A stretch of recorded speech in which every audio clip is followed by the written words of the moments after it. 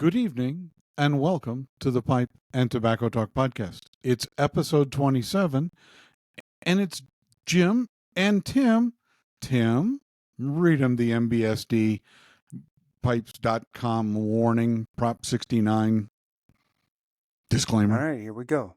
Hold on to your hat, everyone, because this is a warning. This podcast will expose a listener to offensive, insensitive, off-putting, and otherwise socially unacceptable content known to the state of California to cause herpes simplex 2. To avoid injury, the sponsors suggest you grow a pair. Mm-hmm. Or we could wrap it. Either way, Tim, they're in for an insensitive conversation. That's had... Right. Jason Patrick from Jason Patrick Spike scheduled to come on. We had technical difficulties on Sunday night. We're now recording on Monday night, and we can't get and a now hold we of still Jason. are. Yeah, yeah. and the misery continues. So, yeah. We used to have problems, and now we still do. Yeah. So I don't know. Maybe he'll drop in, and if he does, we'll welcome him with open arms. Yeah, and if he doesn't, we'll just carry on like we normally do. So, yeah. How was your week? Did you have a good week? You know, here's what I'm doing. My daughter and son-in-law took their 1950s, early 1950s Cape Cod house down to the studs. They doubled the footprint size of it. And they were supposed to be started in June last year. They were supposed to be in by October. Then they were supposed to be in by Christmas. And now it's looking like April, maybe even June. But one of the things that they wanted was to have their closet built out with, drawer bureaus and cabinets and that sort of thing. And Dad loves his daughter, so he's doing that. And I'm working on the 2 bureaus. There's 12 drawers in this bureau. You know how many drawer sides? 48. You know how many box joint ends? 96. I'm making a lot of box joints. That's what I was doing all day. Excellent. Zip. Yeah. Yay. Yeah. That sounds like woodworking fun, Tim. Certainly not nearly as fun as making a pipe, but still a lot of fun. Jeez.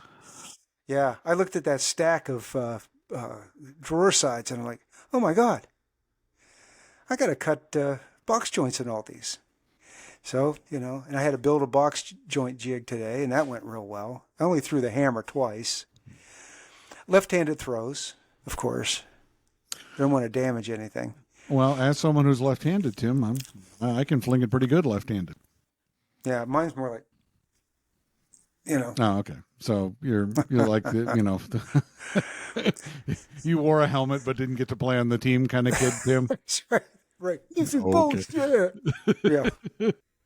Exactly. Keep the harness on him, Mom and Dad. He looks angry.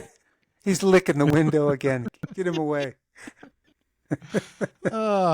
Excellent. Well, I actually took, I had planned on making the pipe rack that I've been talking about for 2 weeks or a month or however long it is. And of course, Saturday we got a blizzard here in Colorado. I think we got another 7 inches of snow. 20 degrees all weekend long. Today, 53. Would have been perfect to work out in the garage, but of course I was back at work. So no rest for the wicked, Tim. None whatsoever. Yeah. I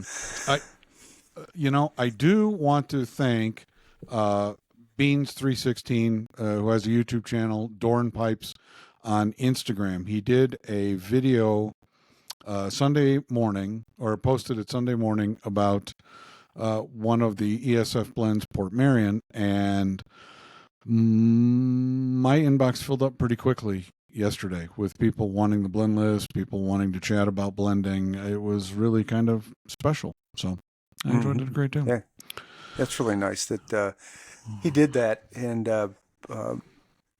great that it turned out the way it did. Yeah. And Patrick, a friend of the show and a friend of mine, had sent him 4 blends. So he's going to do all 4 blends that he's got. He's got Blind Monkey and Maddox Moore and one of the English blends, and he did, well, hell, I can tell you here in a second. I don't have to guess. Because when you get old, they say that the second thing that goes is your memory. I don't believe that at all. Let's see, what did Patrick? I forget what went first on me. Wow. I'd say it was my memory, but I forget. Yeah. I'm sorry, what was your name again? Yeah, all part of the fun. No, I can't tell you because I can't find it, and I'm already losing interest in looking. I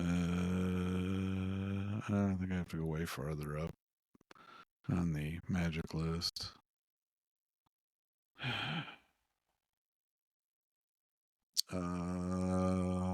Maddox Moore, Port Marion, Blind Monkey, and Palo Torcido. So that's what he got. So I'll be interested to see what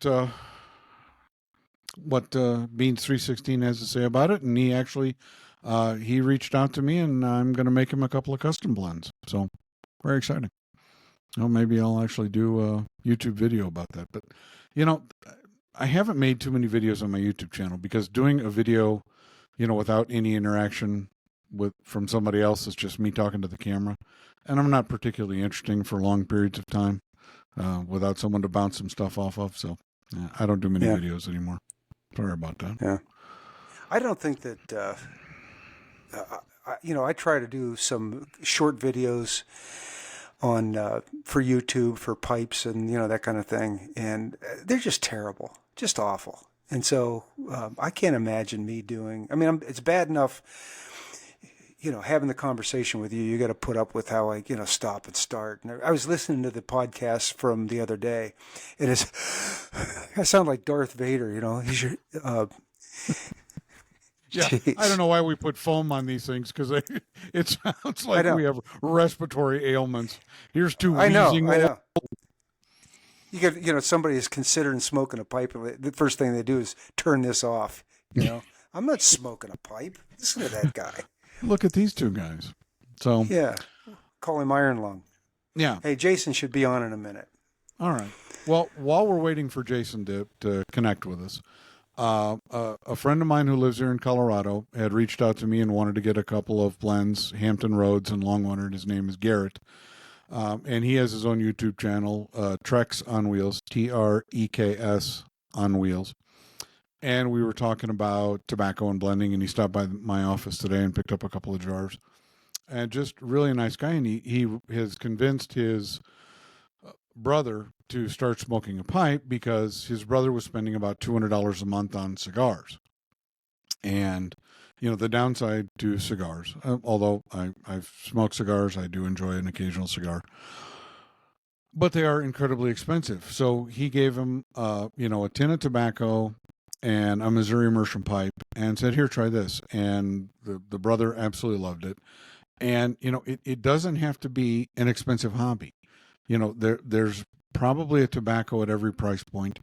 If you go on eBay, if you estate pipe sales, you can pick up a couple of good pipes at a very reasonable price. You can go to Missouri Meerschaum, Dr. Grabo's work fine. And, it doesn't have to be, artisan pipes or expensive pipes. And I do have a fondness for Dr. Grabo because they're from North Carolina. And, I collect pipes because I like pipes. And some of them are expensive and some of them aren't, Right. I was in the similar story, was in the bank the other day, and there's a young guy in there. Always ask me about pipes and that kind of thing. And he says, is it expensive? And I said, no. I stopped by and I brought him some tobacco. I said, now, give me your phone. I pulled up MBSD. He said, I can't spend it. He's just a young kid. I can't spend $200 on a pipe. You don't have to. You get yourself a $50 billiard and get started that way. Yeah, exactly. Here you go. And so he went on MBSD's website and he picked out a pipe for $60 and he bought it. And now he's off and running. Yeah. It doesn't have to be. It's only let me try again in English because that works better than me just grunting uncontrollably. It doesn't have to be an expensive hobby. You get a pipe or two. If you only get one pipe, get one pipe. You can get them at Missouri Mersham. I think they start at about $9. Yeah. Okay. With shipping, you're going to spend $20. You can go to MBSD Pipes. And in fact, when we get to that segment of the show, I did get 2 new Dr. Graybos this week that they're kind of rarities because they're from the Viscount collection, but they were, $50. Perfect. Oh, hey, look who's here. Oh, look. Gentlemen, what's up? Oh, how's it going? Mr. Patrick, how are you this evening? How are you, man? Now that we've navigated the time zone differences, I'm doing a little better. How are you guys doing? All right. Good. Yeah. Now, I'm going to assume it's 8 o'clock right. at your place? It's 8:30 right now, but when Tim emailed me, he said, look for the email at 9 o'clock. We'll get on at 9. And so... Okay. All right. So you're letting old guys do math for you. This is not a good strategy. I don't know. Jason. Yeah. Look, I will. It's probably my fault, guys. It's probably my fault. No. Follow me. Yeah. See, you screwed up. You trusted us. Yeah, don't do that. That's it. Okay, so how's Jason tonight? Doing good. Just got home from a little family getaway. We have some friends up in Wisconsin. We get up there a few times a year to hang out with them. So we did the Super Bowl with them. Oh, fun. Now, hey there, did you and Margie go to the fish fry? No fish fry. No fish fry. Oh, very disappointing. Sorry about that. Oh, that's okay. So with us this evening is Jason Patricks from Dave Patrick Pipes, an absolutely extraordinary artist. And we're going to give him the hard-hitting 60 minutes grilling questions that we're so famous for. So let's do it. Jason, tell us how you got started making pipes. How did this journey begin for you? Yeah, this was so it's been 5 years last month. And so I started in January of 2019. And my wife and I were getting ready to plant a church. And when we were kind of getting our mentoring and coaching and all the different things, one of the guys that I was talking to told me, if you work with your mind, you need to rest with your hands. And so being a kind of an intellectual job, he said you got to find a hobby to do with your hands. And so I picked up, I've been smoking a pipe since I was 20 or so, 21. And so I got down there and got my cordless drill out and started hacking away at a piece of deck wood that I found in the backyard and made my first pipe. Okay. Now, the green deck wood. Yeah. For those of you that haven't been in the lumber industry, because I have. Don't do that.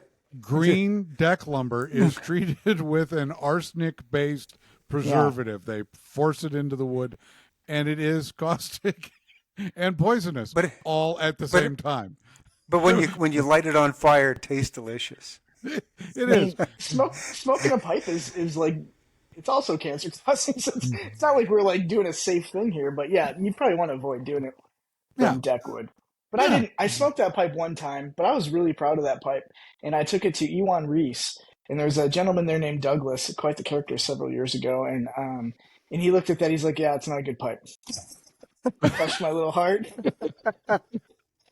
Did he pat you? Did he pat you on the head and say, wow, you really tried? He didn't, but he did look at me like, why are you bringing that in here, man? So it was whatever. Don't smoke that in here, you'll kill us.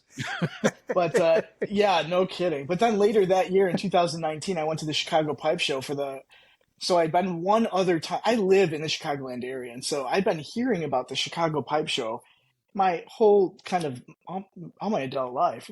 And I went one time with a buddy like 10 years earlier, and I was like, this place is crazy. I don't even know which way's up. But in 2019, I went for the second time. But for the first time, I was with the eyes of a pipe maker. And so I bought supplies there and got some other things. And then COVID hit, and so I didn't see another pipe show for a couple of years after that, at least. All right. and now you're well on your way in a pipe making journey. Now, I grew up in Yeah. Northwest Indiana, so not too far Okay. from where you are. And I got away as fast as I could. Apparently, there's some restraint there for you, so I'm terribly sorry. Yeah, Now, no, are you? I mean, it's cold and I don't love it, but it's where family is and it's where we've I lived. screwed up. So I moved to Denver, so it's not better yeah, here. Yeah, it's no, weather. Now, are it's White sunnier. Sox or That's Cubs? it. Cubs. So I grew up on the north side, and the Cubs were not good. They're not good at all. But the first game my dad took me to, they won by like 14 runs, and I got to see some amazing baseball. And so I was in love, and that was it for me. And Oh, so yeah, it's been Cubs ever since. all right. Yeah. Well, it's good. You don't have to go Did to you the grow south up side. there? I You did. grew up I in grew that up. area? Yeah. So I live in Elgin, which is a suburb of Chicago, which is like 10 miles south of the suburb I was born in. So I've always lived in this area. Okay. All right, gotcha. Okay. Gotcha. And I assume your wife is from the Chicago area as well. Yeah, Betsy, grew up in Elgin, and now we live in Elgin, so she hasn't really moved. To her dismay, we haven't really done anything with Yeah, moving. So right. She's like, thanks a lot, dear. Really took me that's right. places. She Yeah. was like, yeah, Across the it's really street. good. Thanks for Yeah. the We adventure. moved across. Yeah. We You're not. we moved living in across her the parent- street. Yeah, you're not living in your parents' basement, are you? Because that would just be. No, we're not. Okay, But for good. probably 10 years, we lived 4 blocks away from them. But it's good relationship with them, so it was good. But yeah, she's like, man, I'm just trying to get out of this place. You're Yeah. locking me up here. Jason, you don't have to say stuff like that. No, women don't listen to our podcast hardly ever, and Yeah. So come on, come you don't clean. have to pretend. Yeah, Hey, That's the Dad, I got you truth. this I pipe. I just want you to speak out smoke the out of. truth, guys. All right. Here, Oh man. happy birthday, Dad. I Yeah. made you a pipe. It's a deckwood pipe. Yeah, you're gonna love It's it. out of the That's right. seat This from is the gonna help picnic you. table. I did smoke that. I did smoke that pipe several times. I don't think it was treated lumber, but it was definitely a 2x4 a 4x4 that I made it out of. But I don't think it was treated. All right. But and Yeah. I smoked it, and I think I still have it around here somewhere, but it's not. I don't. It's not out. Well, It's away. I tell this to every pipe maker: hang on to that first one, because Totally. then you look at your work now and say, "This is where I started." And That's when better. your Yeah. kids get discouraged about something, hey, come on over here. This is Dad's first pipe. Oh my God, Dad, what did you Totally. do this with? An Etch a Sketch? This is That's terrible. exactly what I did. Right. with. Right. Carved it with a potato peeler. No, I do have my first briar pipe, and so that one I definitely have. Yeah. But Well, that the first one though, did you get like a metallic taste when you smoked it and you realized there was a nail in it? It's like, oh God, what did I Yeah, suntan nails? it was. I mean, it was a war club. I was really proud of that pipe at one point. Yeah. So, Jason, how many pipes do you make a year now? Yeah. So last year I made 125, and this year we'll see. It's probably going to be somewhere between. It's going to be at least that many. I made. Yeah. I kind of track it by month, and so yeah, it depends. I make somewhere between 10 and 15 a month, and it kind of equals out. But so yeah, last year was 125. This year will probably be maybe like 135. Not too much more than that Okay. though. All right. Okay. Now, is there a style or a shape that you started out that that it was sort of the prevalent style or shape, and has that evolved over time? Yeah, for sure. Yeah. So when I started out, I didn't have a clue what I was doing, and I didn't have a very fragile ego, so I put my stuff out there for people to give feedback on, and the feedback was blunt. And so, I quickly kind of moved away from freehand styles where like nobody can really give you a feedback on what that you can't give feedback on something unless someone knows what you're aiming at to start with. And so if you just show like a freehand thing with a mouthpiece in it, nobody can really they can't help you. And so as much as I didn't like the billiard shape when I first started, I really grew to love that shape over the last several years. And I make a lot of lavats, a lot of billiards. Yep, This is one of yours. Yeah, Look at that's from that was from the Columbus Pipe Show, isn't it? Right. Yeah. Yeah. I smoke this one a lot. Nepsi show. Mm-hmm. Yeah, Yeah. I make a ton of those. I make yeah.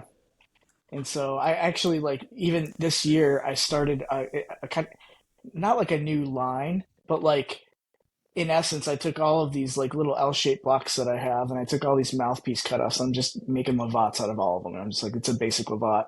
It's it has just a lower, not a low price point. It's still an artisan pipe, fully made mouthpiece, handmade mouthpiece. Mm-hmm. But it's just like there's no band, it's not going to be like this excellent grained sandblast. It's gonna be a blast, But yeah, I make a lot of lavat. I love the shape now. I mean, it's the most economical shape, I think. Like you remove all the extraneous wood, and what you're left with is just a smoking machine. So they work well. Right. Yeah. Yep. Mm-hmm. Okay. Well, let's talk about briar materials. Yeah. I assume Vermont freehand. Yeah. I get my briar from everywhere. I might relocate to my workroom and just show you guys. Is that weird? Right. Yeah, do it. No, go ahead. No, go on. I'm sitting in my workroom. Tim's As long sitting as in I the can bring my library. stuff with me. I'm sure my kids are down here watching TV, so we'll walk right through. That's all right. And how many children do you have? I have 6 kids. I range from 22 down to 10. Okay. So Man, couldn't quite figure out what caused that, but you and your wife are working on it. Well, we adopted figured it 4 out? through the foster care system, so yeah, we figured it out. Yeah. All right, so here's the workroom. Yeah, I have briar all over the place here. It's organized in just drawers like this, but that just fell. But yeah, Okay. basically it's all kind of organized through here, and you can and so I'll have just big drawers full of it. I have probably 800 pieces of briar right now, Okay. and I do source a lot from Steve at Raw Crafted, Premel at Raw Crafted, and Steve at Vermont Freehand. But a lot of the times I'm just finding guys that are getting out of pipe making. I'll just buy everything they have left. So I also do that sort of stuff. Yeah. All right. Excellent. Now, have you tried any Grecian briar, anything, on the exotic side, cherry wood?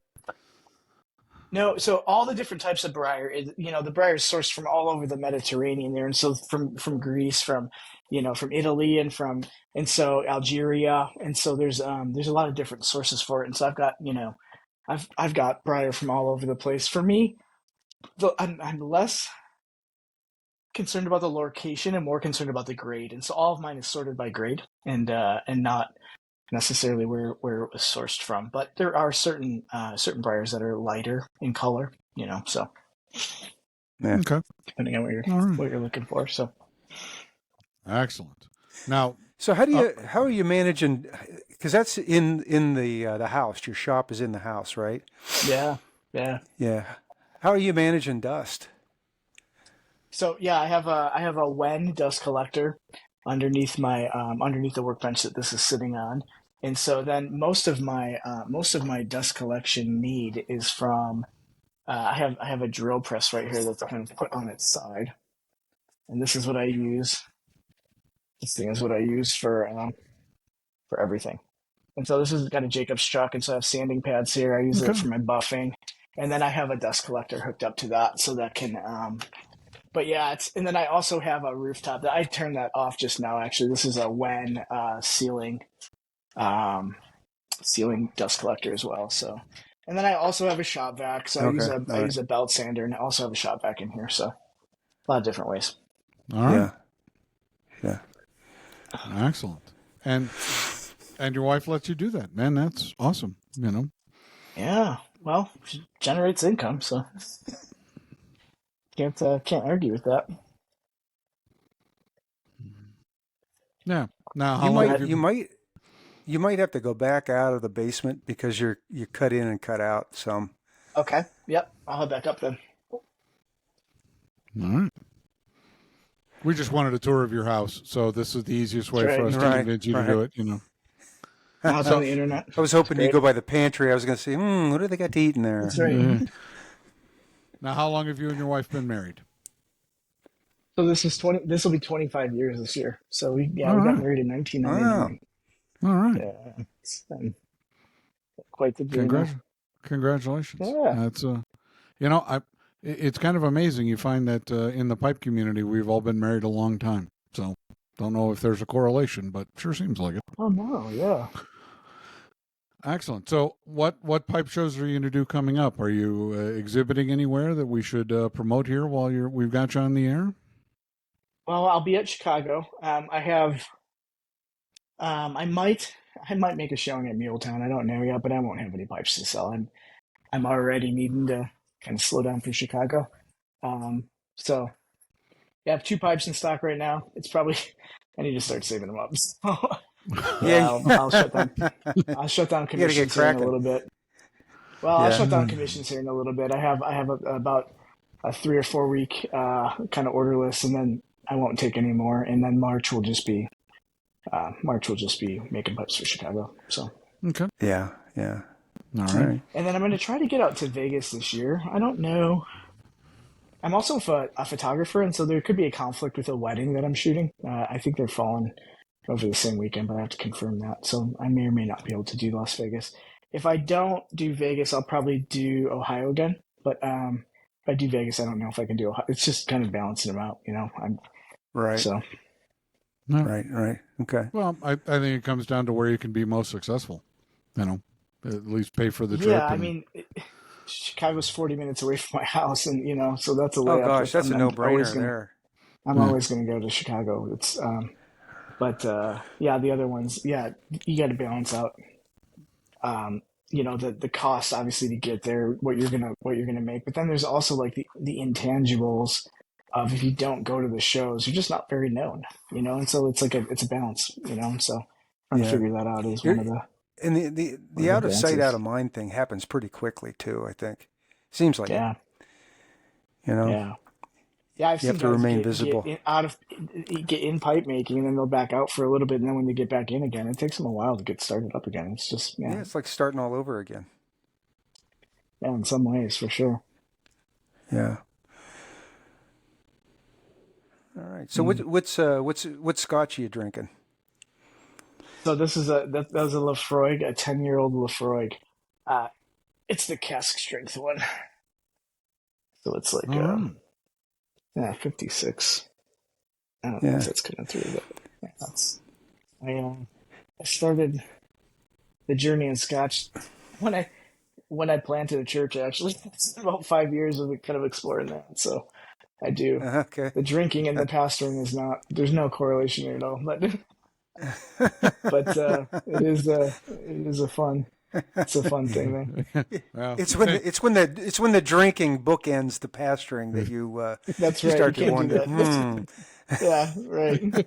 When you're just drinking by yourself in your office with the lights out, that's problematic. You don't want to do that. Right. But you know what though? If you don't go to meetings, you're still safe. yeah, that's right. So I'm looking at your Instagram right now, and you have a beautiful partially bent Dublin that you posted. Well, when did you post it?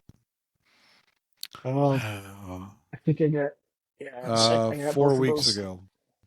Yeah, yeah, and then there's a little bend to that Dublin, and then you have one with bamboo, and then you made this beautiful commissioned paneled bent brandy, which I absolutely loved. I thought that was spectacular. The stem work on that and the adornment really look sharp. So, you know, it was a commission. Did they give you all the ideas for it, or did you just say, okay, I want a paneled bent brandy, and you come up with the rest? You know, walk me through. They dictated the a lot of what that looked like. Yeah. Really? So for my commissioning processes, I've had commissions that are anywhere from, hey, I love the pipes you make. I just want you to make me a pipe. And then I'll ask them like, hey, what do you like? Do you clench? Are you sipping it? What do you like a bend in it? And so once I get some parameters, I can pretty much, I can take it from there. And so with that pipe, he did not give me like dimensions, but he gave me, I want it to be this paneled bent, brandy with these accents in this mouthpiece material. And that's fine with me too. Okay. I won't make a pipe I don't like or I don't think will look good. Because there's times that I've had people reach out and say, I'd like you to make me a pipe that looks like this. And I'm like, I'm not going to do that. Like, I don't think it's going to look good. And so I don't, but I'll help them kind of get to a point where it's like, this is something that I could be okay with. But usually it's just people wanting a lot of things going on in a pipe, and I think pipes look better when they're just more simple. So Yeah. that's my preference. Now But you're using a lot of different materials. Like I was looking at this yeah, this one here. You got silver um, yeah. on So the shank. down, yeah, down in Texas, we got to sit with Trey Rice when he in his shop, and Trey took us through like just a little probably 15-minute demonstration on soldering silver together. And I went home and bought a Mm-hmm. bunch of silver, and so now I'm making the silver rings, and so I can do bands too, But in essence, yeah, it's just this little elegant pop that kind of just, I don't know, it's really classy. I like using the silver a lot. And Okay. then you're using fossilized materials too, the whale spine and tusk and that Yeah, kind of thing. those are, man, some of those are like more trouble than they're worth. Honestly, like a lot of the mammoth, the tooth, it looks amazing, but that stuff's really brittle, and I have to restabilize it sometimes 3 or 4 different times, like using really thin CA glue to kind of just hold everything together again because Just to it's keep it so together. old. Yeah, and Yeah. so they throw them in a pressure pot to prep them, and they're getting epoxy all in there. But when you're cutting it up, there's areas that don't have any of that in there, and so then you have to and so they look super cool, but they're a huge pain. It's Yeah. Now, Yeah. Yeah. I I, I'm a glutton I've for heard from punishment though, so I'll keep doing it. multiple people. It smells like burnt hair when you're sanding Oh, those it's things. terrible when you cut it. Yeah. Oh yeah, yeah. You get a grinder on that, and yeah, that smells gross. Yeah. Yeah. All Yeah, Yeah. I'm using Or I use you know, mammoth ivory, mammoth tooth. I've used whale spine. I just bought a the doll sheep, the white Alaskan doll sheep. I bought a horn of that for. I'm going to be making the pipe for the Alaska Pipe Club, and so I'll have a doll horn on that, which is only found in Alaska. So that was kind of a, you know, we'll add that to their pipe. Oh, yeah. very nice. Neat. Yeah. Very That's Yeah, nice. going to stink too I when you like cut working it. with different materials. Oh, it's terrible. Yeah, it smells bad. Yeah. Yeah. Yeah, cutting horn, not fun. Hmm. Not It fun at looks all. good Now, though. I like it. It does. It's beautiful stuff when you Yeah. buff it out. Yeah. Yeah. Very yeah. cool. Now, how far away are your customers? Are you strictly in the U.S. or have you shipped them all over the world? Yeah, all over the world. Singapore, Israel. I just had one going to Slovenia, I think.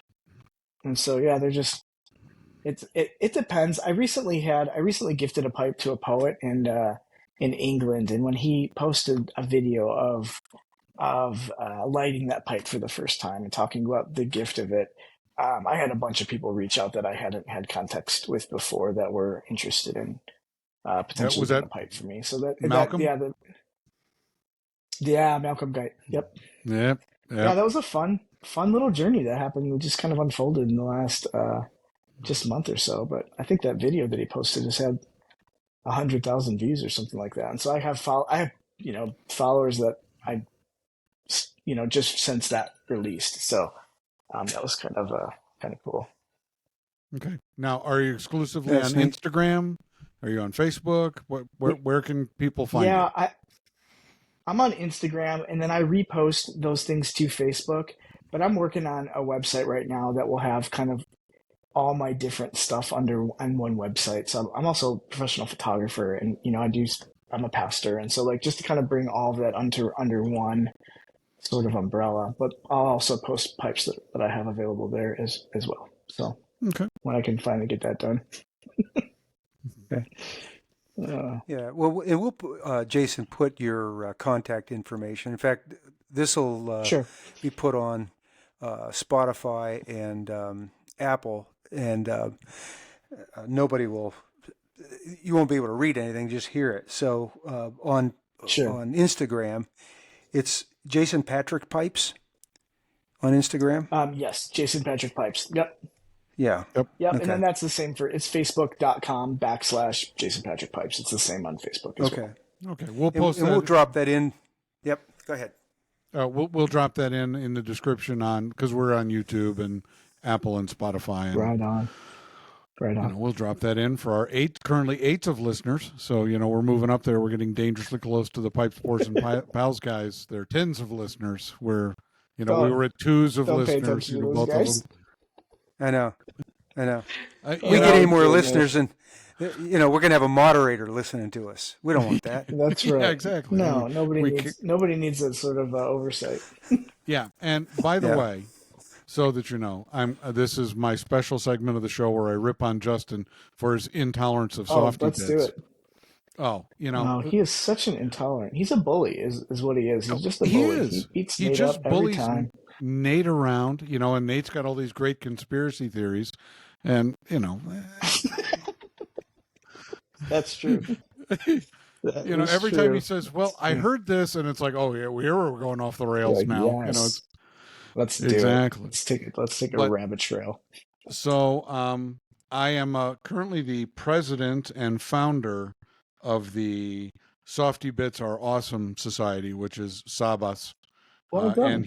And Justin will be getting a sternly worded letter from us about I think you should. his, and I have Softy Bits because I'm a clincher. I put the pipe in my mouth and it doesn't come out until I'm done with it. And on the left side of my mouth, I have one jagged tooth, and I have cut through about every stem. Oh. You give me Eldritch, and I can have that done. I can have that done in a day. And that's something soft. That's true. Yeah. Oh, here's ebonite. Man. Oh, ebonite's delicious on day 2. That's 3 days. Yeah. I turn everything into an involuntary P-lip, and all right. You're just crunching it down, huh? Yeah, and because you have to, when you're driving in Denver, it's a lot like being on 94 in Chicago. You have to drive fast, you have to drive aggressively, and really there are no rules. If I need to get over 5 lanes, I'm getting over. And blinker, no blinker. Yeah, blinker, no blinker, we're good. Just drive it to. Yeah, you don't want to be trying to grab your pipe. Yeah, exactly. So Justin will be getting a sternly worded letter about his intolerance. One end of his mouth, he's saying everybody should just be able to pipe as they please, and the other end, he's hating on people that use softy bits. I don't know what his deal is.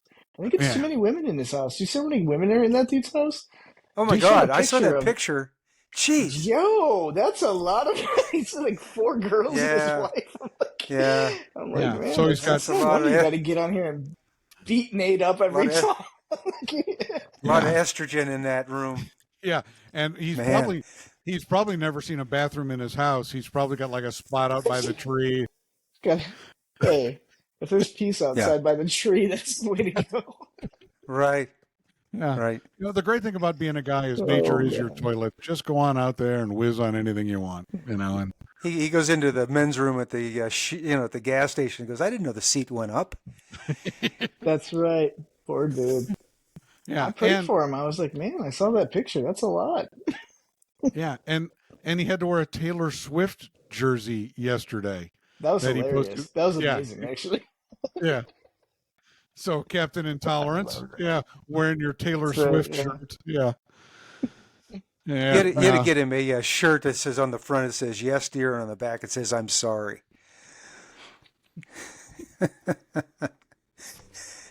Oh man, Justin, we just want to ask your 8 listeners. No, he doesn't listen at all. Hear this? But people tell him. Then we're fine. Yeah. Oh, that's nice. Yeah. So with those of you that want to tell Justin, we understand. Man. It's a hard life. It's very difficult. You've never been right ever. You have 4 girls that are going to think you're an idiot. They're surprised you weren't eaten by dinosaurs before they were born, and it's okay. Oh man, it'll get better. They'll grow up. But let Nate use a softy bit. Yeah, let me use a softy bit, and eventually you'll get son-in-laws that you can bully instead of Nate. And you don't have to let them use a softy bit. You just tell them no. But let Nate use his. He's a grown man, for God's sakes, and of course Nate's got a little girl too. So there's just men with estrogen. Oh my goodness. Yeah. I thought it was hard when my wife and daughter were in the same house and we only had 2 bathrooms.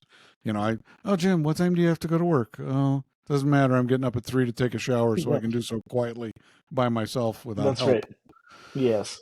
Somebody, Yeah. are you almost done in there? No. Yeah. No, I'm not. They, they toss the blow dryer into the shower with you. Dad, catch this. Yep. Man. Yep. No. So, excellent. So you moved 8 miles away from where you grew up. Your wife moved 4 blocks away from where she grew up. Do you guys get to travel at all? Yeah. 6 kids. It's got to be. We do. And so we travel differently. And so her idea of vacation is going to like Cancun and sitting on the beach and having people bring her Mai Tais and mojitos. My idea of a vacation is to drive up into the mountains and do photography and take long hikes and see sunrises. And so we each take at least one solo trip a year where we're not vacationing together. Then we take time and we get out of here together too. And then we got to take our kids somewhere too. And so we most of it's like to visit friends and stuff like that. But we did a big month-long road trip out west a few years back. And so we're not like go to the same place every year, but we do something every year where we get out of here. And both of us do travel quite a bit actually. We get out of here and to do various things, travel with friends, do different meetups or whatever, 3 or 4 times a year. So All right. That's pretty good. Yeah. gives us- How old's gives your us a youngest break. one? My youngest is 10. So Okay. we're already kind of getting to this stage where like it's not super hard to get out of here and leave. And so, but yeah, right now I have 10 and then 14, 15, 16, 17, and 22. And so the Okay. teenage, they're monsters, but there's a human in there, but you got to really dig to find it sometimes. Yeah. I think the term you were looking for is beat it out of them. You just. I don't beat my kids. Just for the internet. Oh, to you should know. try it. I don't. No, Whatever, you should try whatever it. Jimmy I recommend decides it. to do with his kids is fine with him. I don't beat my kids though. To the 12 people listening. We had we have one daughter. The middle one's a daughter. When she turned 13, Okay. I was a great guy, and then all of a sudden I wasn't anymore. I was a complete asshole, Oh, and I yeah. didn't know what happened. And I Yeah. spent from 13 till she was 19 having a conversation with myself, like, what'd I do? What'd I do wrong? And then one day she came out of her bedroom and she was like, I like you again. Right. Yeah. It's literally that long too. Like my daughter, my oldest is 22, is a girl. She started kind of going through the thing when she was like 12, and I had a family friend, and I was like, hey, like, is this normal? And she's like, oh yeah, I went through that. I'm like, how long did it last? And she's like, until I was 19. I was like 8 Yeah. years. A little demon I there. know. I know. Look, honey. I mean, there's right sweet as here in pie some Leviticus. days, and then Right here in they Leviticus. are. I've summoned a demon. Congratulations. Oh, I Man, know. you just they'll be sweet one minute, and then they'll rip your head off the next. So you can't trust them. They're tricky. Right. They can bait Right. you into a false security, and then they'll turn on you. They're tricky. That's right. Super tricky. They'll come up for that hug, and you're like, I don't know what's happening here. Am I gonna get scratched? Yeah, right. Honey, we're really getting along. Really? She just told me you're an idiot. Yeah. Yeah, I mean that's the eye Yeah. rolls. You pick them up from their sporting events, It's just you and her in the car.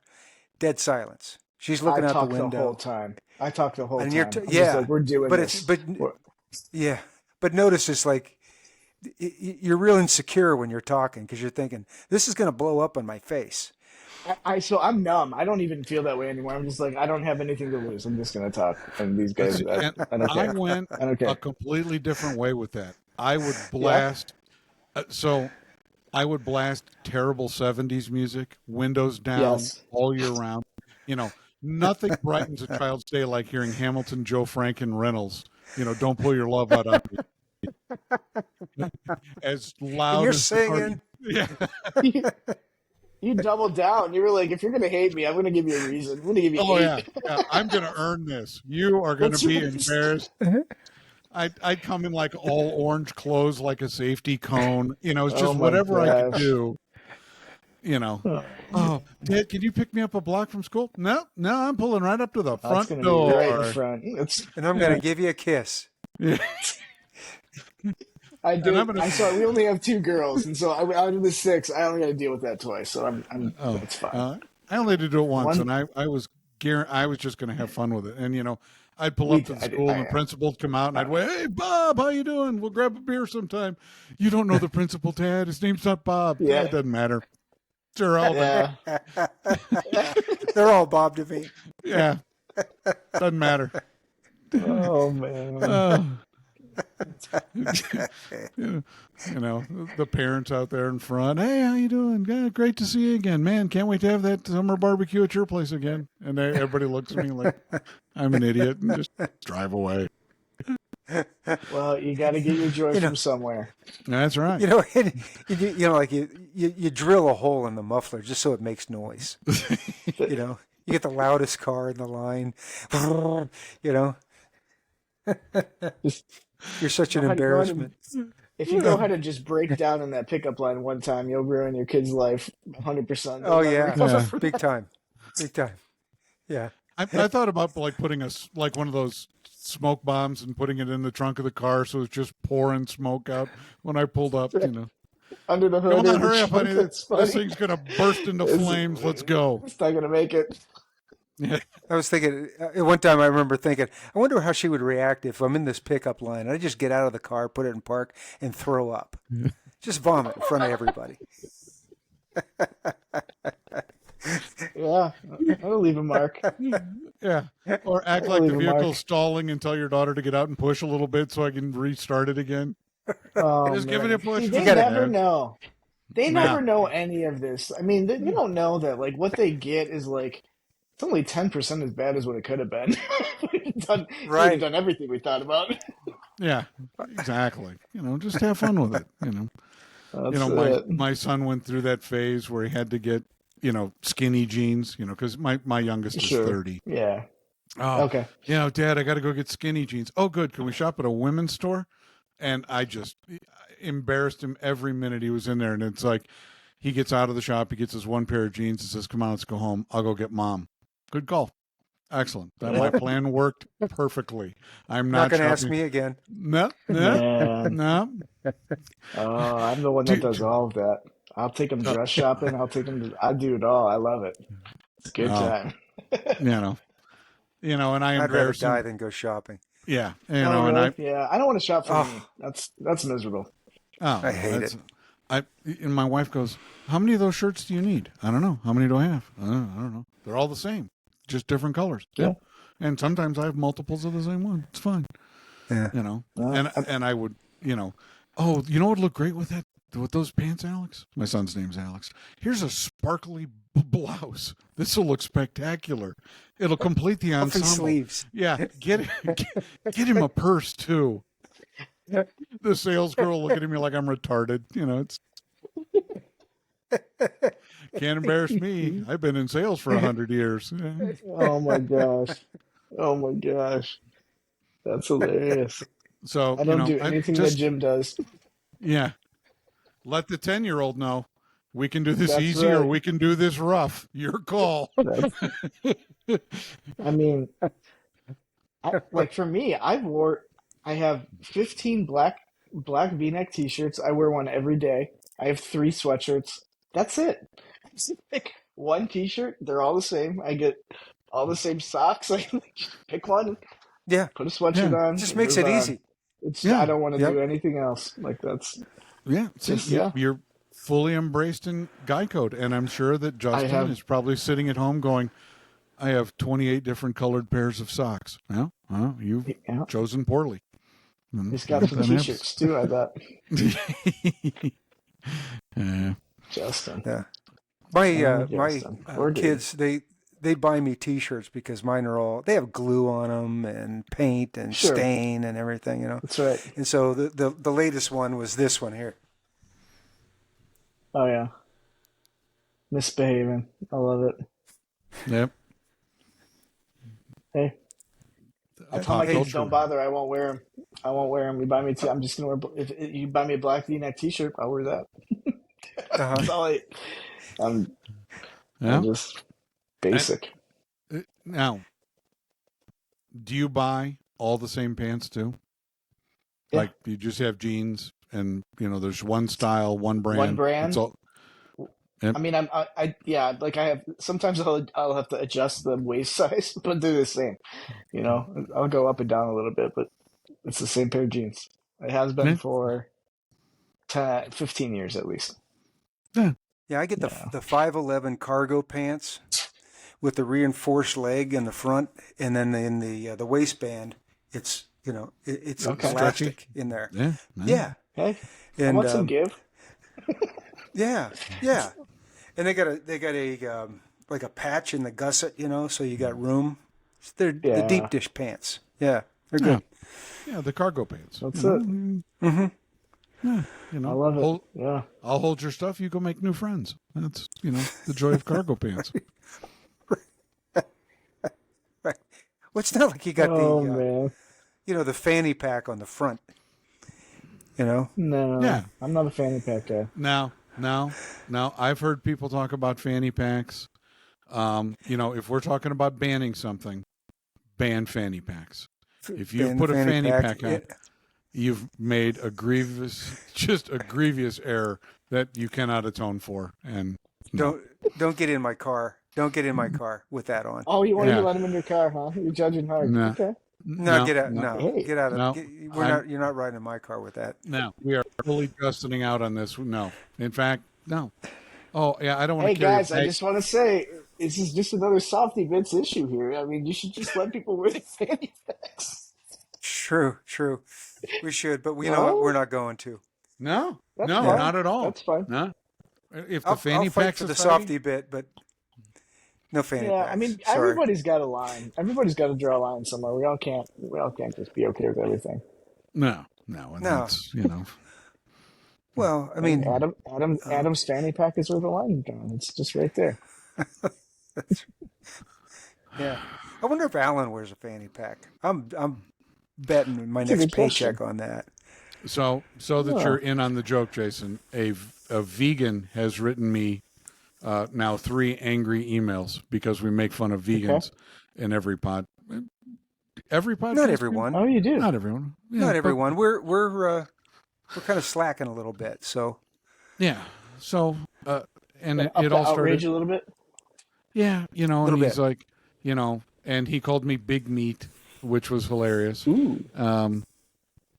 Well, because I am large, and yeah, Big meat. yeah, big meat. He Why obviously would a doesn't vegan know. refer to Jim. a human as food? Like, that's so weird. It's Yeah. kind of like you shouldn't see meat as food if you're a vegan. yeah. See well, a human. and Called you a capitalist. It wasn't a capitalist pig. It was a cisgendered capitalist something or other. I don't know. yeah, But anyway, yeah, big meat. that's Where's fine. the- yeah, big meat. Where's the insult? AKA. Yeah, right. Yeah, I'm trying to figure out what's the. Yeah, it's like, okay, so you've got me so far. I don't know what you want from me.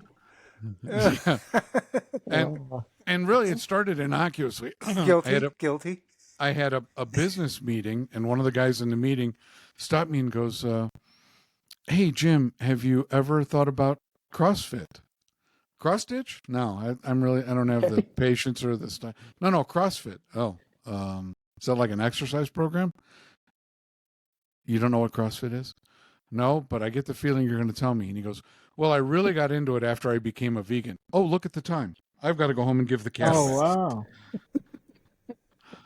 And he just kept prattling on, and I just lost it on him there for a minute. I mean, so okay, I have to give up eating meat, and I have to jump over tires to make myself feel better. I said, you know what? I'm going to go home. I'm going to whip up a batch of couch mix, and I'm going to ride my exersofa for the next 3.5 hours with my eyes partially open.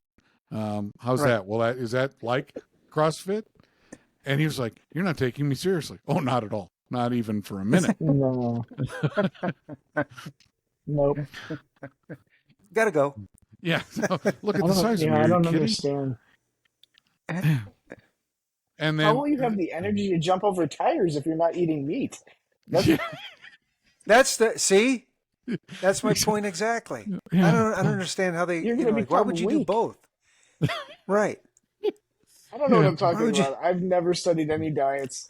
You could probably be in very good shape and be a vegan. I mean, it just seems like you would kind of wither up to not a lot. So, you I think know, that's the point. yeah. Well, there's that, and okay. feeling virtuous because you're saving the planet. Yeah. I mean, okay. Yeah. Not seeing it. Because the enemy of humanity is cow flatulence. But okay, Yeah. Oh, I'm wow. doing my part. I'm eating the cows as fast as I can. Those dirty bastards, That's right. I'll eat them all. trying to solve the problem here. I love it. You know. I love it. I love all the meat. Yeah, you know. And anyway, it just kind of spiraled out of control, and we just won't let it go. And I think it's hilarious. And every time I Are run, you still corresponding with this person?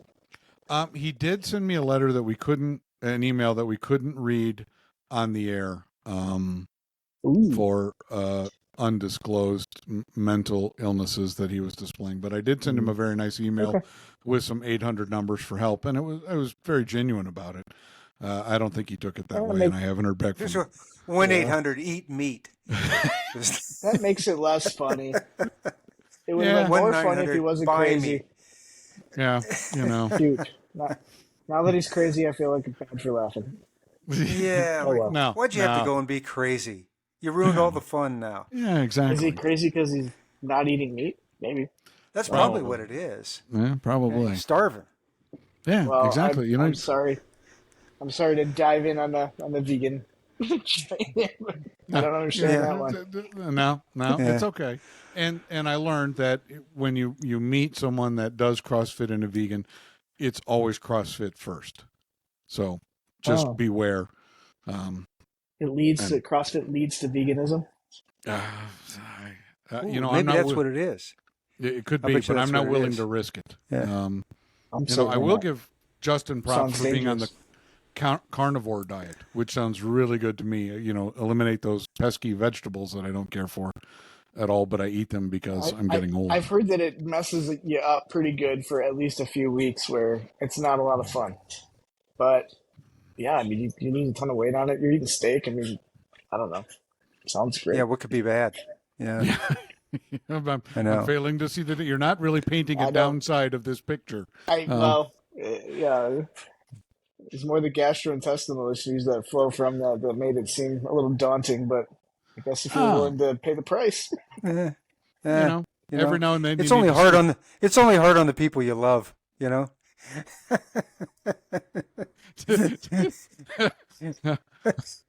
make y'all suffer a lot. It's gonna happen for a long time.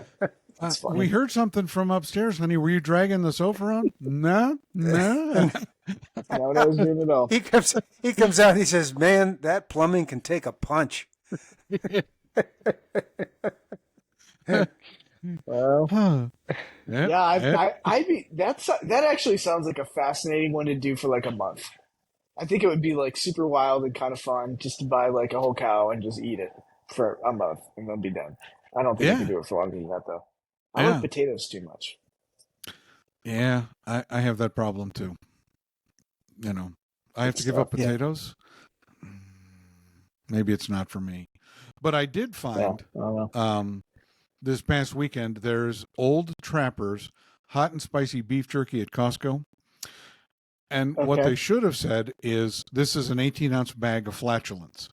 Uncontrollable, horrible, make people turn green and walk away. Room clearing, room clearing flatulence.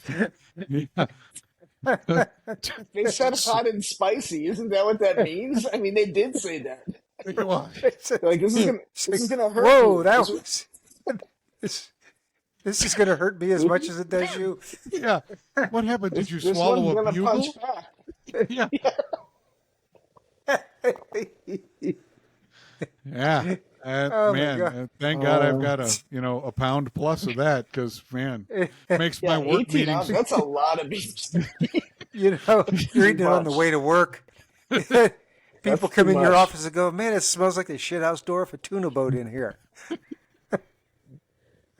Oh man. Why is the paint peeling off the walls? Oh, no reason whatsoever. Come on in, have a seat. I don't think I can. No, sit down. Yeah. Here's some Visine. You'll need this. Yeah, I put Kleenex right out in front of the desk when your eyes start watering. You'll be fine. Sissies. You'll be all right. Yeah. Excellent. Well, we have veered wildly off topic of pipes and tobacco, but that's pretty normal for us. If you'd like to stick around, we do Ask Us Anything, and we talk about what's new in our collections. If you'd like to hang out with us while we do that, we'd love to have you. And then we read. Let's do it. All right. So, Tim, what's new in your collection? We'll start off with what's new. Well, all right. Well, it's not new, but I'll show it again. Jason made this billiard. I got this from him off at the Ohio show, not last year, but the year before. And this is one of my go-tos. I enjoy that one a lot. So what's new is I got a treasure trove of tobacco that came in today.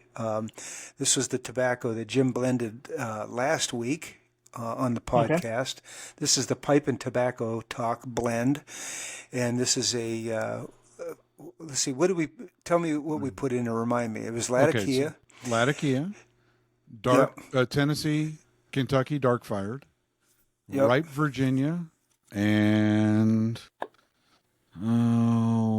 something else. Well, hang on, I'll tell you here in a minute.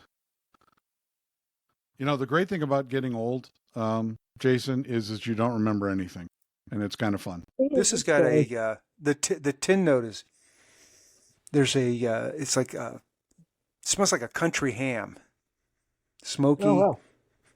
Mm-hmm. Is that the one you guys Really were talking about in the episode a couple episodes ago when you cut it with Yeah, that's the same one. Yes, okay. Right. Yep. Mm-hmm. I'm working on a new press, a couple of new presses. And Black Cavendish. I knew it was something. Okay. So it's Black Cavendish. Yep. And then the other one that I got was Iron Mike's Cavendish Navy. Yeah, and that is black as tar. Look at that. And man, oh, it's lovely. If you like, and it's got a rum topping, right, Jim? Yep. Yeah. So that's Iron Mike, listener. Man, smells so good. Oh. Yeah, and he goes, all I want in this is Cavendish. I said, okay, well, I've got 4 different Cavendishes. I'll put it in. He goes, I want a rum topping. I'm like, okay. And I was, that would typically not be something that I would gravitate towards. And I whipped it up and took it out and thought, wow, Mike knew what he was talking about. So that was excellent. Really? So would you consider that Kentucky? Would you consider that an aromatic? No. With all the Cavendishes? Okay. No, because they're unflavored Cavendish. Now, Cavendish, by the nature of the process, becomes sweeter.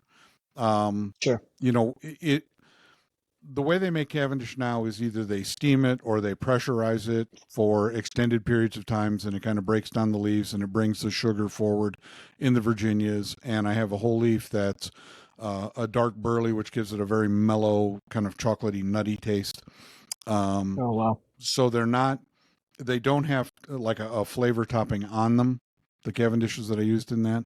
But the rum does impart a very nice, that molasses, brown sugar kind of flavor to it. Yeah. And that was a winner. So smells great. And then this Kentucky Fall. Ooh.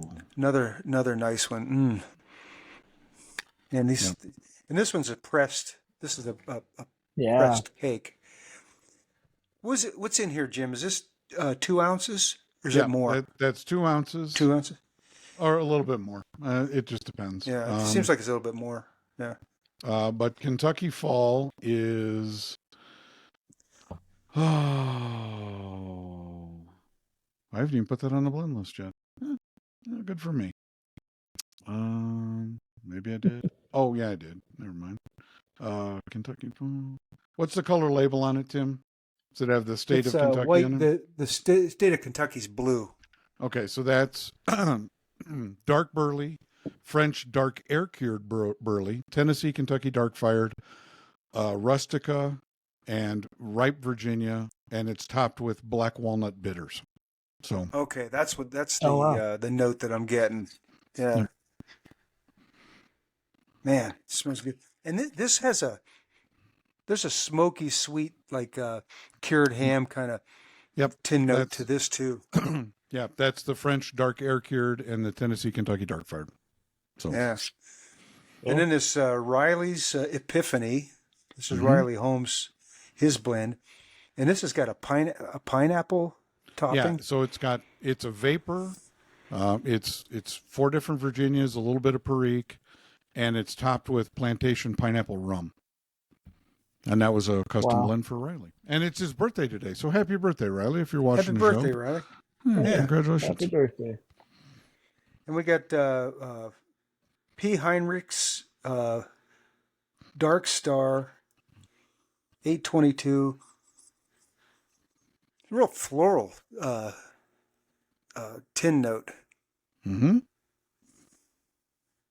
And this is the one that you said that you got to dry it a lot, or it tastes like shredded tires when you burn it. No, that one you can. It's the rope one. There's another one you've got Oh, in there. okay. That's good. That one is good to go. Just rub it out, and in fact, I bought an 8-ounce tin of that. I really like Dark Star. That's some good stuff. All right, cool. And then there's Anthony at Castle Briars sent me this a Balkan Sobrani right here, and also a big old tin of Palmetto Balkan.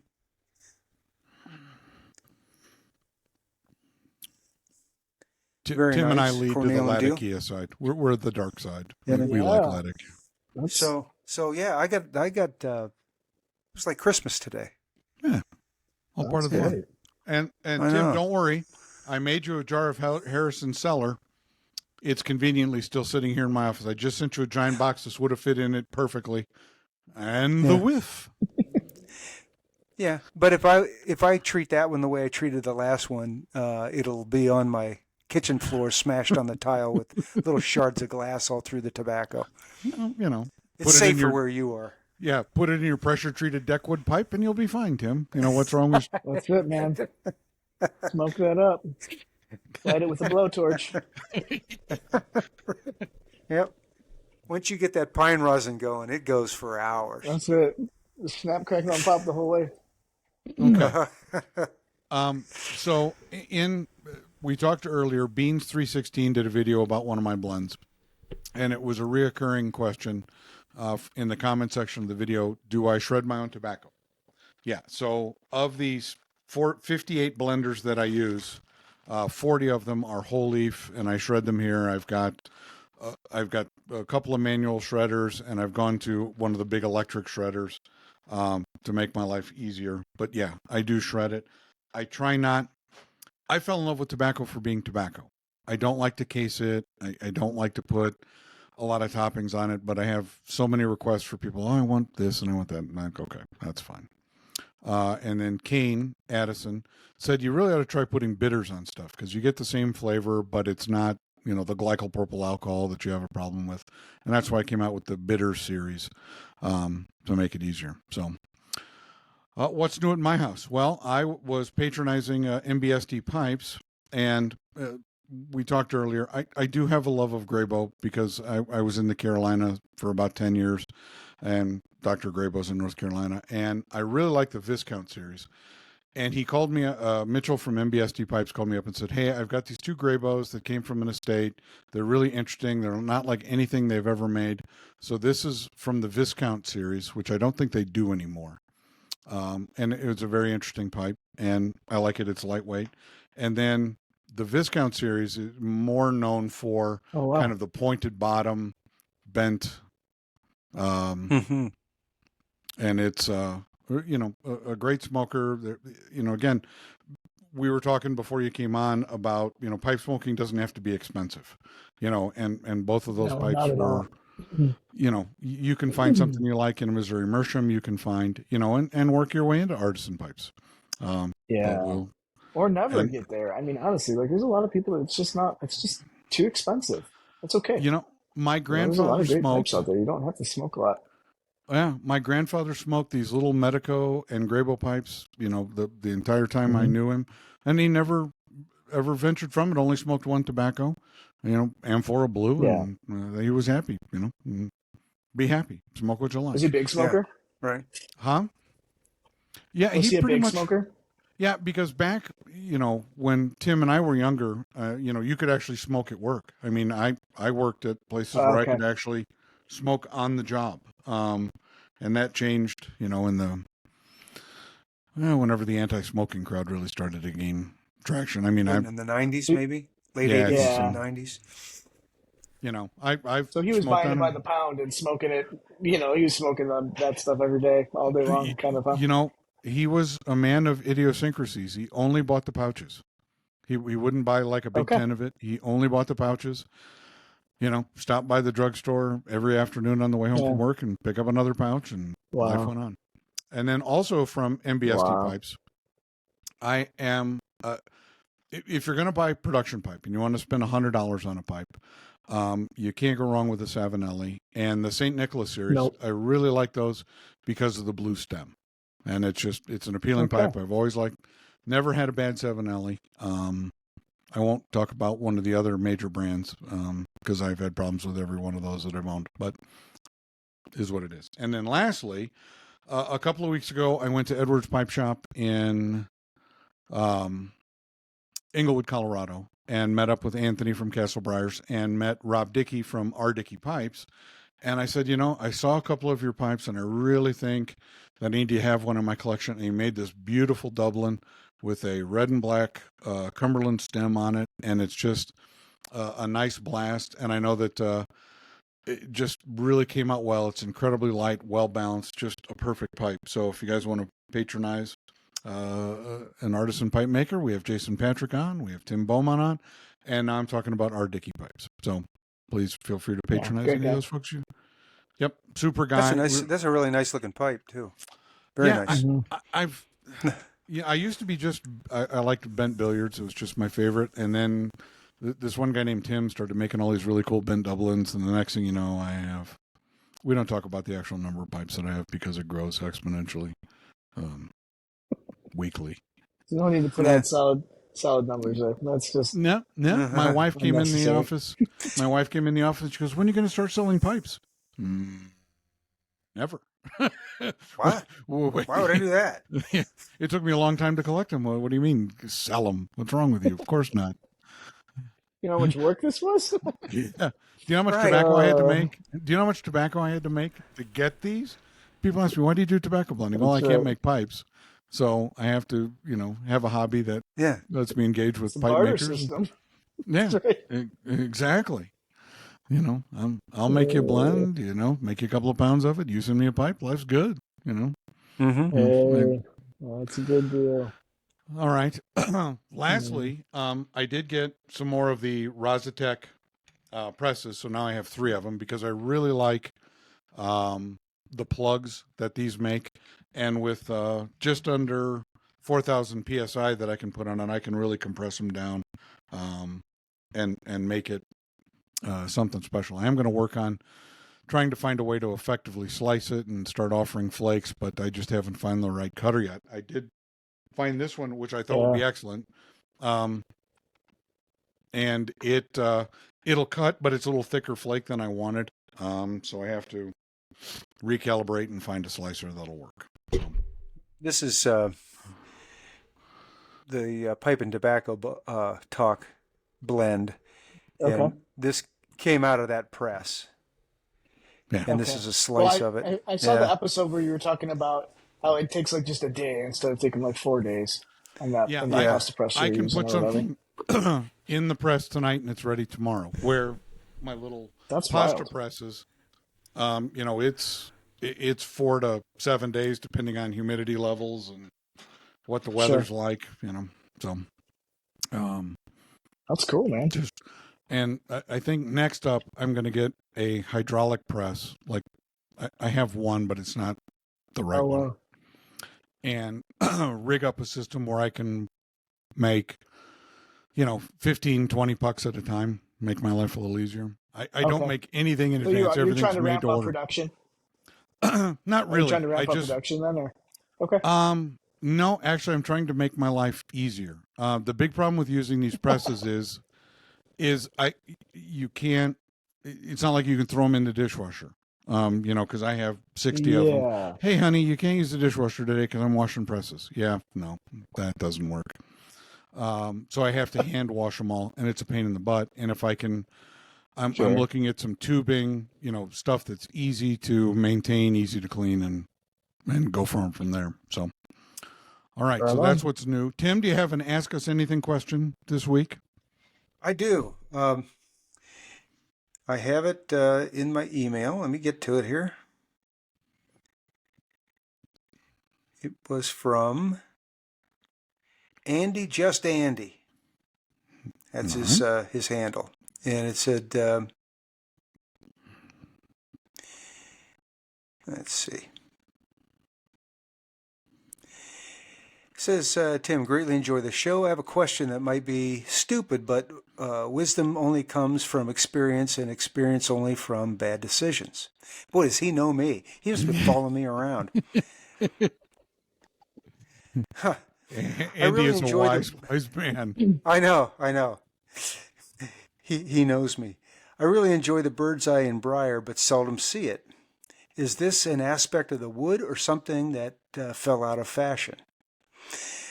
So the bird's eye in briar, there's two types of block cuts. There's a plateau cut, and then there's an Ubashon cut, and it really is it's the direction of the grain. And so when you see a pipe like this pipe that Jason made, now this has got a rustication on it, but if you see a pipe and you see the grain marks running this way, and you see some bird's eye on the sides, that's an Ubashon block. Where a plateau block, the grain generally is going to be running vertically, in that case, the bird's eye will be on the top and on the bottom. And whether you see it or not really is probably a function of maybe in the pipe that you're looking at, the quality of the briar, how the briar was finished, whether there was a contrast dye put on it or whether it was just sort of one color that kind of muted everything out. There's a number of factors that can come into play there, but it really is more a function of how the pipe is finished and the direction of the grain. And you'll find that the bird's eye it's the end grain. So if you take a piece of lumber and you cut it, cross cut it, that open grain on the end, that would be equivalent to the bird's eye that you would see in briar, where the straight grain is what you see that runs vertically or runs across the front or the back side of a pipe with depending on the cut of the briar. You get anything to add to that, Jason? No, that's basically with bird's eye, a lot of times I think the reason you don't maybe see it as much is because um, when you're making a pipe, a lot of times if you're trying to highlight the straight grain, you're not trying to highlight the bird's eye grain unless there's like a block that really showcases that, and it's more rare for sure. Like I've had a couple. I probably cut into 3 blocks this last year that just had amazing bird's eye grain. The rest of them were it was there, but it wasn't anything special or Right. spectacular. And so a lot of those pipes end up getting blasted.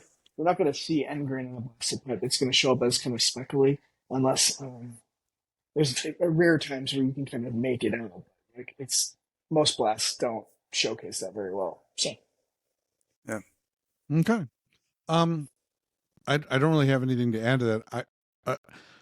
Wood is a natural product. I like, I let the artist make the shape. Whatever comes out, spectacular. A lot of times you have to make sure you contrast dye so that it pulls the grain out. If you just dye it one color, typically the grain kind of fades away. and that happened a lot when I first started refinishing pipes.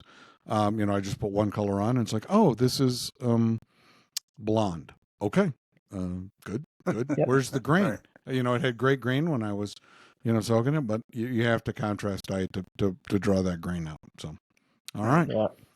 Any other questions? I think That's it. That all was right. it. So, comments from episode 26 that folks left us. So from YouTube, Challenger Dart. Excellent vid, guys, as always. Thanks a lot. I can't wait to see you guys in a live video. We talked about that a couple episodes. Are we ever going to do a live? Is that something we can pull off? Do you think Ben, the producer, can hook us up with that? Because if left to our own devices, Tim, it's just going to be me and you having a conversation with headphones on. Yeah, asking me that question is like asking me, what's the sound of one hand clapping? I don't know. We have to got to find somebody with some know-how, and the young kid probably has got the know-how. There we go. Technology impaired. It's not just for the old. The Simple Georgian. Awesome. Glad you were able to get a press for flakes. Would like to see an updated list of the tobacco blends, maybe in a PDF or similar, where we can find updates regularly. Yeah. Email me, emersonsouthern@yahoo.com. I'll happily send you a blend list. No worries. I updated. So here's the problem with being me. I probably have another 50 blends that I haven't released, because it's like there's not a lot of tobaccos that I don't like. There's some ways that you can put them together that I don't like, but just because I like them doesn't mean anybody else will. So it's hard for me. I send them out to people and have them get tested, and if they say, yeah, it should be like this or should be like that, it's like, okay. So I think right now I'm up to 128 or something like that, and the latest update I did was January 1st. So yeah, just email me. So at what point does that count become unmanageable, where it's just like, yeah, there's just so many, and you have to start calling some of them because people don't buy them, or I think the whole thing for me is, and 50 of the blends were people that called me up and wanted something custom made for them. So I put it on the list because, because I don't make anything in advance. Everything is made to order. The list really doesn't get too terrible. I could put 300 blends, and if, only 50 of them sell, so be it. But I try to make it so there's something for everyone. I like this, but I don't like this. Okay, then you want this blend. Oh, I want something with cigar leaf and this, but I don't want Perique. Okay, well, try this.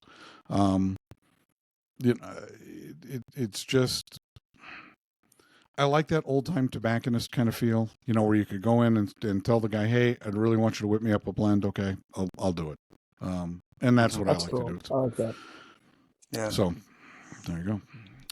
Terry Brewster, winner of the Misheard Song Lyrics, Slow Talking Walter, Fire Engine Guy, which we all thought was hilarious. Yes, great episode. I'm in for some of your special blend. Latakia Forward, of course. Great show, guys. Keep them coming. Blake Pipes, who has, if you haven't been to Blake Pipes' YouTube channel, please check it out. He's pretty hilarious and does fun videos. And, it's part of the pipe community. Enjoy. Wow. I don't remember Tim coming back in the beginning. So, Jason, we have not had Tim's internet interruption last couple episodes. Tim would just stop talking and stop moving, and I would carry on without him. And it's hard to carry a show when you're a tiny brain folk like me. So I have to. And then I think the one time that it stopped, but the mic was hot. And I said something to the effect of, "Where's my fucking iPad?" or something like that. Yeah. And by the way, I was frozen, but the audio kept going. Audio was still live. And by the way, kids, if you're looking for that particular iPod, it is going to be available soon from Apple. So Blake Pipes. Yeah, the fucking iPod. Yeah, that one. But woke up to a great podcast this morning. I have to finish my video today. Think you both will enjoy a good laugh or throw up in your mouth a little. All right. Either way works for us. Okay. But I had fun making it and trying to edit it and continue my journey in this market. Thank you for entertaining me this morning and giving me a reason to get out of bed again this week. Wait, it's Sunday. It's the start of a new week. Damn it. Started off on the right foot again. No worries. Plenty of time to disappoint others during the week. Attaboy, Blake. Like the song says, we never fail to fail. It's the easiest thing to do. At Noah's house, nice press, great cutter, blend sounds good. Thank you, Noah. Riley Holmes, who you're going to enjoy his new blend Epiphany, which, by the way, I spelled horribly incorrectly. And I said, I'll send you labels. He goes, no, it's a lot funnier that it's misspelled. I go, okay, fair enough. There you go. Another great piece of dating and marriage advice outside of the tightening of the lids and while doing dishes, put all of them on the top shelves where they can't reach them. Attaboy, Riley, you're ready for marriage. So last week's episode, I made the comment that, if my wife and I have a disagreement, I will tighten all of the jars in the house so she has to come to me to loosen the lids. That's right, kids. That's how you get to stay married for. That's right. See, I super glue them to the pantry shelf. Yeah. Oh, wow. The jars. Bluebird Farm. Great show, boys. Thanks for answering my questions. Personally, I'm not a fan of red putty fills. That was in an episode, how we felt about fills. Yeah, I saw that one. Yeah. Yeah. I don't love them, but it's part of the game. Yeah. I'm a little different about it. They don't bother me, but, don't make it. If you're going to fill it and it's going to be like an off color and you're not going to be able to dye it, then I would highlight it, put something like I put powdered brass in an epoxy and put that in. And, sure. Yeah.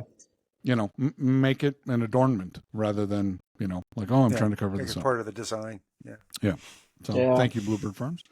And then we had some people comment on our episode for the Giannis raffle, which we posted both of those in like a 1 hour period. Great show. I'm in to help. Thank you all involved for this great cause. Yusuf Syed, who also has a great YouTube channel, a very positive guy. If you need to be uplifted, need your spirits lifted, check out Yusuf's channel. Just an outstanding man. Good evening. Awesome show. Hats off to all who are helping out. There are many generous people on the YTPC. Have a great weekends and greetings from South Africa. Well, thank you, Yusuf. And that's it. That's all the comments we got from this week. Yeah, and so incidentally, that raffle is it's open now, right? Is it? I'm sorry, I think Tuesday. Tomorrow. Yep. Tomorrow it opens. Tomorrow. Yep. That's right. Yeah. Yep. Mm-hmm. So I talked to Ben this morning. I haven't talked to Mitchell yet, but they are going to post it, and we will post it on. We'll do a little blurb on YouTube. We'll put something up on both of our Instagram channels. And you're involved in this too, Mr. Patrick. So well done. Yeah. Well done. Well, this is just who we are as a community. It's well done to all of us this is the response you get in this community, but it is more, I would say it's more normal, just for generosity to come out of crisis like this or whatever. Yeah. Feel horrible for Giannis that, that's just terrible that happened. And, I kept thinking to myself, he's on an island. Where are they going to go with all this pipe making stuff and not get caught? I mean, that's like, do you guys own a globe? Look at Cyprus. It's an island. It's surrounded by water. What are you going to do? Put it on a boat and transport it somewhere? I mean, what the hell's wrong with you? It's a big island, Jim. Not super small, I don't think. Well, it's about the size of South Carolina. It's not, enormous. Yeah. It's not like you can't drive across it in a couple hours. It's no, not but like if you're going to steal a lane, you're not going to find it again either. Well, I'm just, suddenly there's a new pipe maker on Cyprus. And, where did you get all that stuff? This is somebody who's, they sold fully made pipes. Like there's pipes that are out there that are like, he made them and they're got, that's. They just stole everything. That stinks. Yeah, that's not. Yeah, terrible. That's and very, very unfortunate. So when the raffle opens up, we'll post about it. I'm gonna, I'm gonna get my raffle tickets and, hope I win a Jason Patrick pipe because I don't have one of yours yet and I need to get one. So I need to get one. Anyway, well, thank you for being on, Jason. Just a fun. My pleasure. This is fun, you guys. Yeah. Good seeing you. Obviously, we're very serious, and this is only about Totally. serious. This is important stuff. Yeah, Jim, I don't think I've met you in person yet. We're gonna have to meet in person in one of these. Have we? Well, I don't mean to alarm anyone. I haven't, other than Anthony from Castle Briars and Rob Dickey, I haven't met anyone in person. You don't leave the house. Okay. Well, every time my wife and I want to go somewhere, we just move there. We've lived in Arizona. Right. We lived in North Carolina. Lived in South Carolina. It's just like, let's go on vacation in South Carolina. Okay, I sold the house. Let's move. Yeah. I'd come and see you, but I got to pack all my shit and haul it. Yeah. Anita won't mind when the moving van pulls up, Yeah. We're just here for a bit. Just here for a visit. Yeah. How long are you going to stay? Don't take your coat off, dear. Yeah. 6-7 years, max, tops. I have not gotten to get out to a pipe show. I'm going to try to get to, I really want to be in Vegas and the Columbus show. I have a soft spot in my heart for the Columbus show because that's where Tim first brought my blends out. And it's a great group of guys. And the Vegas pipe show because it's just over the mountains for me. Yeah. But Chicago, no, I ran away from Chicago. I don't want to be back there. So sorry, Chicago pipe guys. Well, maybe NAPSI then. I have a soft spot in my heart for that show too. That was the first show that I had pipes in. Yeah. That I sold pipes up. So. Yeah. Well, 2 years ago, Tim goes, "Yeah, I want to take your blends to the Columbus Pipe Show." I'm like, "Okay, well, cool. Just send them back to me unharmed, and they'll be fine." And he called me up noon the next day. Yeah, we sold out. Yeah, we sold out. Yep. Yeah. Well, all right. Cool. Maybe there is something to this. So cool. All right. Anything else you guys want to talk about before we jump off the podcast? It's been great. No, I think we're good. All right. I think we're good. Don't forget, next week, Kevin Foster of Foster Handmade Pipes will be on with us. And I think Kevin, correct, Jason? You've met him in person? Yeah, Kevin's a great guy. I've met him a couple times. Chicago and Texas, we've run into each other a few different places. Yep. And then the week after that, Dr. Alan Harrelson from the Pipe Cottage, and he's coming out with a new YouTube channel, so we'll talk to him about that. Right on. And then Mike Murphy from Pipe and Tamper, Ryan McCauley from Smoke and Barrel, Rob from R. Dickey Pipes, Jack Ryan from Jack Ryan Pipes, Corey Brown from ABBS Pipes, Stacy Maharin, and I'm sorry, Stacy, I butcher your name every time I say it, and I know I'm saying it wrong, and I can't help it. From Maharin Bespoke Works will be on. Simon from LCS Briars will be on after that. Mark Berg, Burke Handmade, Neil Monet, Garage Made Pipes, Mark Dominguez, Lone Star Briars, Ian Fisher, Fisher Pipes, and then we'll have to rebook Reed Robertson sometime in the future. So we had technical difficulties. 2025. I think we're booked for the rest of the year. Yeah. Well, just dump Reed. Yeah. I'm just joking. Reed's a great guy. Well, he's like, hold on a second. I'm on, I can't get connected. And we're like, okay. And that stretched on for about 45 minutes. And he goes, I can't pull it off with my equipment. All right. Well, yeah. He had a Cricket phone with the big buttons on it. Oh, sure. Yeah. The kind that you have to text AA, BB, CC, that kind of phone. Yeah. Poor Reed. Rocking the 1990s Nokia. Yeah. Right. Okay. Yes. Yeah, I can run Star Trek. Yeah, I can run Star it Trek. Those don't get on the internet, Reed. You got to get a new phone. He's got it's a cordless phone from his kitchen with an antenna on it. I can't connect to the internet. Press zero again. That usually does it. Here's the dee bing bing bing. Like the old AOL dial-up. That's funny. Yep. And we wanted to have pipe makers on, people in the pipe community, talk to them about their work. And, I've been watching your pipes for a while, and I really need to get one. So when the show's over, I'll probably all I do you. is, my job is to tempt people, and then they make poor choices, and that's fine by me. The thing in the pipe community is no one needs another pipe. You guys all have plenty, but you want more, and so I'll keep making them until people don't want them anymore. Hi, my name's Jim, and I am the president of the Pipe Acquisition Disorder Club. There you go. And I'm your dealer, and all I do is be like, here's a taste. Right. You know? You're an look. enabler. Yeah. Oh, hey, Jim, here's a Ben Dublin I made.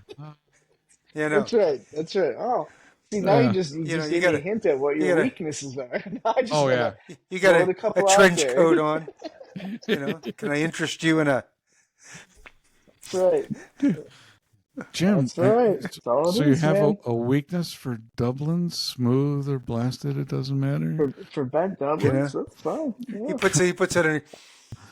I'll Dublin. Oh, look, this is. You're not a bamboo guy, though, are you? No, I don't. I got this one here, but you're not a bamboo guy. No, I'm not.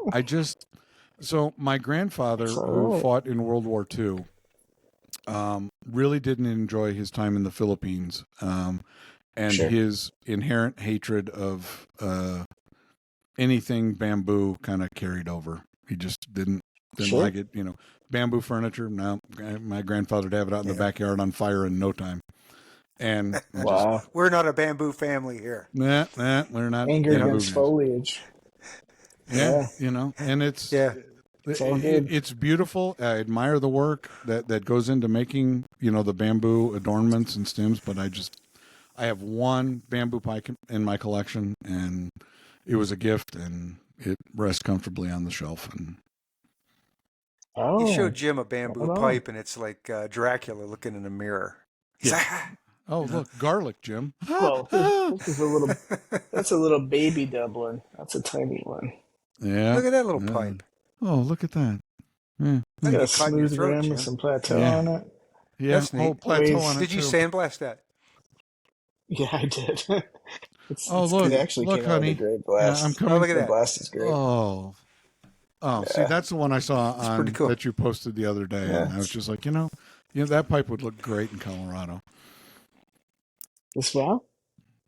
I mean, it's not big. It's like I got into this kick of making really tiny pipes, and partly because I'm fascinated by the tolerances in pipes. I just don't think you need as much material as most of us leave. But I've never had a pipe burn out either, though. So I'm not that guy but I don't, like a quarter of 0.25 is kind of a tolerance for, like don't go thinner than that. I've made some quite a bit thinner than that, and they hold up really well. So I don't know. Yeah. And it's lighter when they're smaller. They're lighter, easier on your jaw. Oh man, this pipe weighs 16 grams. It's like half an ounce. It's ridiculously light. Yeah, and it's got a bowl that's. Yeah, the bowl is an inch deep, and it's 0.75, so it's a 35-minute smoke, maybe 40-minute smoke. Yeah, that's nice. Thanks. Depending on your cadence. Yeah, I wanted to finish the show twitching. Thanks, Jason. That's great. That's all. Show it out there. See what happens. Just trying to help. Yeah, just trying to help. Trying to help you, Jim. You need to have one of these. Being helpful. Yeah. Oh, you don't need that one. Well, I'll throw some other ones up there. Now that I know what you like, I'll throw some teasers out there for you. All right. So that you know, my drive to work is anywhere from 45 minutes to an hour. So that's the bowl size. You need a bigger pipe then. Yeah. I need a bigger pipe. There you go. Yeah. Yep. And I'm going to put a softy pin on it, and you're powerless to stop me. I hope you do. It'll keep all of the work I do behind that button. It'll preserve it and make it perfect. When I started refinishing pipes, and I got to about the 15th one that had, like half an inch of teeth chatter. It's like, dick. If you put a softy pin on it, this wouldn't happen. And here I am trying to file this thing down, and look, it's a P-lip on both sides. Yeah, you don't even get any smoke out of the button. You just, comes right through. Yeah. Softy I clench, but I don't bite. And so I'll have very light chatter on a pipe I've had for 5 years, and I'm not like biting down on that thing trying to settle it in between my molars or anything. That's a different thing. Well, my canine tooth is razor sharp, and it just eats stem material. The drill bit. Yeah, it is. It's like, it's titanium. Yeah. Yeah, I remember the first. Like a Bond villain. Yeah, I remember the first Eldritch stem pipe I got, and it was like, Yeah, I'm not going to put a softy bit on this one because it's no, cut a hole in it day one. I got into the second Really? bit. That quick? Yeah, That's the softest material I've worked with, but it's great. I like it, but you got to be ready for it to be soft. It's yeah. Yeah, I mean, you can see the indentations, and here I'm going to hold it up. Yeah, see, you can see the indentation, and it's just one sharp spot, and I know how hard you guys work on making stems. I know. It took me a long time to ruin stem material all on my own. To actually make one that's functional is the hard part of being a pipe maker. And you guys do this beautiful work. And for me to destroy it because I'm lazy and ignorant is just beyond my comprehension. I can't do that. I won't do that. That's Tim. That pipe that you have of mine, that's Eldridge rod stock on that one. That's right. Yeah. Yep. But it doesn't look like you chewed through it like a savage either. No, it's got some scratches on it, but I don't chomp down on it. Yeah. Drive in Denver traffic once. You'll be chomping down on that thing like, oh, please, God, let me make it to work alive. Every time you hit a bump, you bite through your stem. Yeah. Right. You need a leather stem. Yeah. Just make one out of I don't know what the softy bit does. It protects it, right? You're not biting through that thing, are you? You got problems if you're biting through the softy bit. No, the softy bit, and it pops back into shape, and we go right back to normal. And I have enough pipes where I can rotate them through, and I take them off, shine up the stem, and it looks brand new. And look, I think that's kind of the key. I know some people that leave it on there, and then it like glues itself on there, and then it's hard to get off. It kind of becomes like the softy bit will get weird. So yeah, but they don't take them off. And I think you can get a box of because I get these tubes of them from eBay from EA Carry, and I think there's 25 or 50 of them. It's like $20. Just if it looks ugly or gets ratty, I just take it off, put another one on. Mm-hmm. Sure. Yeah. Make life simple.